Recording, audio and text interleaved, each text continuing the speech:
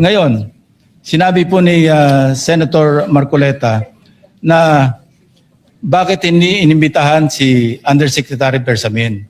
Kaya ko po tinanong, kung nabasa niya na yung report, kung meron po siya may pakita sa akin doon sa committee report o doon sa TSN, doon sa minutes ng pagdinig na nabanggit ang pangalan ni Undersecretary Bersamin.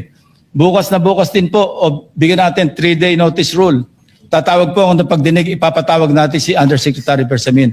Ang binabanggit niya po yung aking interpellation sa DBCC na kung saan si Undersecretary Bernardo gumawa ng personal na sulat kay Pangulong Bongbong Marcos. At sinasabi niya doon na ito yung mga personalidad na alam niya, na naalala niya na merong allocable at kung ano-ano pa. Wala po sa Blue Ribbon Committee minutes yun. Sa labas po yan sa plenaryo, sa DBCC, sa National Budget Deliberation. So kung may papakita po sa akin ng ating kasamahan, Senator Marcoleta, na mayroong isang mention sa affidavit o sa salaysay ni Undersecretary Bernardo na binanggit si Undersecretary Bersamin, di tumawag po tayo ng pagdinig at mag-motion siya na ipatawag kung sino man ang gusto niya patawag. Ngayon, si Governor Chavit Singson, wala naman pong paliwanag. Ano po yung ite-testify? Konektado po ba sa issue at hand, which is the flood control projects?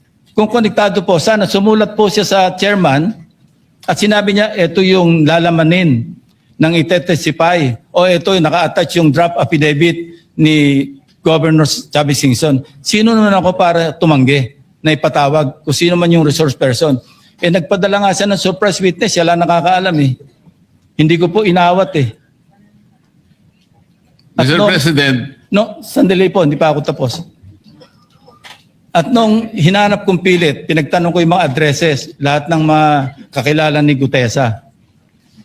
At inalam po namin sa pamamagitan ng CCTV footage, baka naman merong sumalubong o merong kasama na pwede natin matunton kung nasan si Gutesa. Ganun po kasi ang aking pagnanais na talagang get to the bottom of this issue. Pero bigla po nawala eh. Ano po magagawa ko? Mr. President, wala nga pong nakasulat doon sa transcript tungkol nga po doon sa binanggit niya sa plenary na pangalang Adrian Bersamin. Paano nga pong mababanggit doon, Mr. President? Hindi nga niya pinatawag eh. Samantalang dapat niyang ipatawag, sa mismo ang nag-highlight. Isip-isipin po ninyo, nagawa po ni Senator Lacson na isama sa plenary debates ng ating 2026 budget. Ganun ka-importante ang bahagi na yon, Mr. President. Hindi ba dapat ipinahayag mo yun eh. Malaking bagay yun. Ibinulgar mo pa nga eh. There are 2 public officials I will reveal this morning. Ganun lang. At hindi mo pinatawag. Kung pinatawag mo yun, malinaw na malinaw, nalagay sana sa transcript. Ganun lang naman ang ibig sabihin eh. Sa mga tweet, iniwasan po, Mr. President, para hindi malagay sa transcript. Pagkatapos ikakatwiran po ninyo, kung nasa transcript, di sana pinatawag ko. Baligtad po ang ginawa ninyo, Mr. President. Katulad din po sa 30 Nara Street sa South Forbes. Ilan po yung binanggit ng mga tao doon? Hindi ko po sinasabing totoo yun. Pero for purposes of the inquiry and investigation, kung talagang ganun, kalawak ang inyong pananaw. Dahil pati nga po yung pagpunta ni Gutesa, pati CCTV po pinakita ninyo. And dami po sana ang pagkakataon na nakita sana lahat ng mga binanggit ni Saldico na mga ginamit na sasakyan. Makikita doon sa pagitan ng alas 9 hanggang alas 10 ng umaga. Tawagin natin yung kung sino man yung security agency doon. Pero hindi po ninyo ginawa eh. Pero sasabihin po natin, you wanted to emphasize one point. Kung nasaan ang ebidensya, ay talagang pupuntahan natin. Kayo po ang inconsistent eh. Pagkatapos ako sasabihin yung inconsistent. Ang dami po eh. Nakiusap ako na, sabi nga natin, ang dami pong tumuturo sa pangalan ni Martin Romualdez. Inimbita po ninyo, Hindi dumating, nakiusap ako, naimbitahan uli. Ang sabi po ninyo sa magitan ng inyong interview, ay kung pupunta siya rito, welcome. Kung hindi siya pupunta, wala tayong magagawa because of inter-parliamentary courtesy. Mr. President, hindi po karaniwang pagnanakaw ang nangyari sa kasaysayan ng ating bansa. Hindi po ba ninyo naiisip, mismong kabang bayan ang tumagilid, pagkatapos magtatago kayo sa prinsipyo o doktrina ng inter-parliamentary courtesy? Kung ako po ang chairman ng Blue Ribbon Committee, Mr. Chair, Mr. President, hindi ko po igagalang inter-parliamentary immunity sapagkat ang pinag-uusapan dito ay interes ng mamamayan. Huwag po tayong magtago kung saan-saan. Sinabi po ninyo, Mr. President, Senator Lacson, yung Apostille Convention. Hindi ba pinahayag po ninyo sa isang pag-i-interview ninyo na kung si saldi ko lamang ay makakuha ng isang subscribe statement, kahit sa Zoom lang, ipatatawag namin siya. Bakit hindi po ganun ang ginawa ninyo? Pwede naman siyang mag-Zoom pagkatapos na magkaroon ng apostille sworn statement. Bakit hindi po ninyo ginawa? Meron naman pong Zoom eh. Natatakot yung tao. Nanganganib ang kanyang buhay. At palagay ko naman, nanganganib nga talaga. Iintay pa po ninyo na humarap sa inyo? Pwede naman ang Zoom eh. Kung talagang gusto nyong tuntunin ang lahat ng mga ebidensya na dapat nating puntahan. Ito po yung pinupunto ng aking privilege speech kahapon eh. Hindi ko nga po alam na kapag ako po ang magdi-deliver ng privilege speech, Mr. President, palagi po kayong nawawala. Kasi nga, nasa bandang huli na po ako eh. Pero kung talagang gusto nyo lamang, alam nyo naman na sa agenda po natin kung sino po ang tatayo para mag-deliver ng privilege speech eh. Ayoko pong isipin na sinasadya ninyo. Ngunit narinig naman po ninyo eh. Mr. President, pagkatapos isasama yung Kalayaan Island Group, ano po ba talagang pinag-uusapan natin dito? Yung kapakanan ng bayan, pinipilit po nyong pinagtatanggol ko ang China. Sa March 12 po, Mr. President, Senator Lacson, sana po may panahon kayo sapagkat ipinatawag ko sa magitan ng isang resolution at ito po ay alam na ni Senator Erwin. Pinatawag ko po ang NAMRIA, pinatawag ko po ang Philippine Coast Guard, Philippine Navy, ang DFA, pinatawag ko rin po si Justice Carpio at saka yung professor sa UP.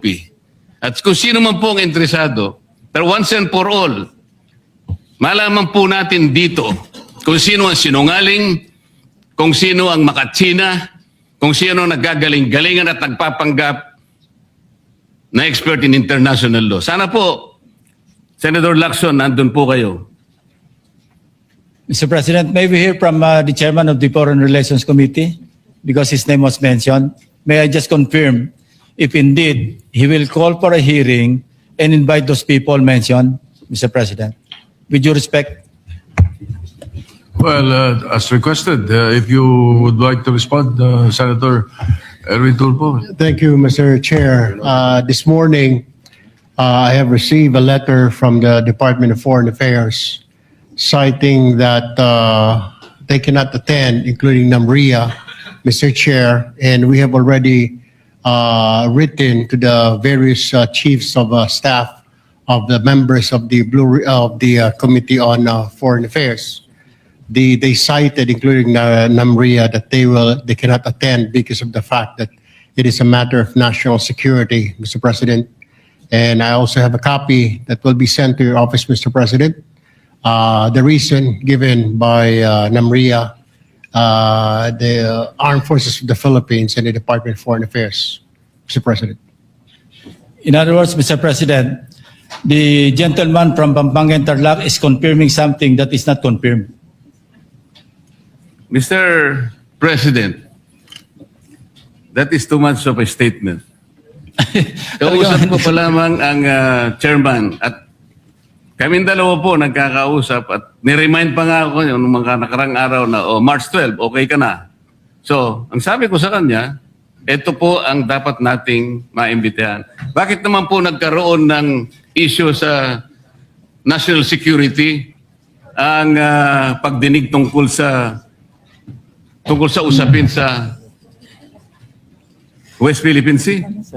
Mr. President? Ito na naman po ba ay patakaran para ilihis na naman? Hindi po pag-uusapan dito kung ano-ano mang klaseng teritoryo ang pag-uusapan dito. Ang pag-uusapan lang natin ay yung masigalot na pinalalaki nila at hindi nila maintindihan na walang kamatay ang West Philippine Sea. Nakalagay po kasi sa Administrative Order number 29, dated 2012, Mr. President. 14 na taon nang nakararaan, minanduhan mismo ang NAMRIA at ang DFA na mag-submit ng mapa at mga charts sa opisina ng United Nations General as UN Secretary General at inotify ang lahat ng international organizations katulad ng IHO. Ano po bang ibig sabihin nun, Mr. President? Alam po ba ito ni Senator Lacson, yung Administrative Order number 29? This is something between the chairman of the Foreign Relations Committee and the gentleman from Tarlac and Pampanga, Mr. President. Hindi po, tinatanong ko po kayo. No, kasi, I don't know Administrative Order number 29. Mr. hindi po President. ninyo alam, sasabihin ko sa inyo. I don't Ulitin need to ko. know, Mr. President. I'm not interested. Hindi po kayo interesado sa isang bagay na napaka-importante sa ating bansa? Hanggang ngayon, hindi ma-drawing ang West Philippine Sea. Hindi kayo interesado? Hindi po ako rin interesado sa sinasabi ninyo. Maring hindi po kayo sinasabi na interesado Kasi, sa sinasabi ko. no, this Ngunit is- ang sasabihin ko, interesado ang buong Pilipinas. Sapagkat ito, dito nakasalalay po kung sino nagsasabi ng totoo. So ayaw po ninyong malaman ang totoo, Ginoong Lacson? Kasi po, Mr. President, ang ipapalabas na naman niya, yung China may karapatan dyan sa lugar na yan. Kaya ayoko na po marinig kasi ilang beses na po natin narinig yan, medyo masakit na sa tenga eh. Alam po Kaya ninyo, sinasabi ko po, ayoko alam na po ninyo, marinig Mr. kung nanggagaling President, sa kanya, Mr. President. si Senator Lacson po ay, ang pagkakaalam ko, isang magaling na investigador. Eh ngayon po pala yung manghuhula na. Paano po niya nahulaan? Ang sasabihin ko ay, The debate is going into Yeah. motives and all of that. So, motu proprio, the presiding officer declares the session suspended.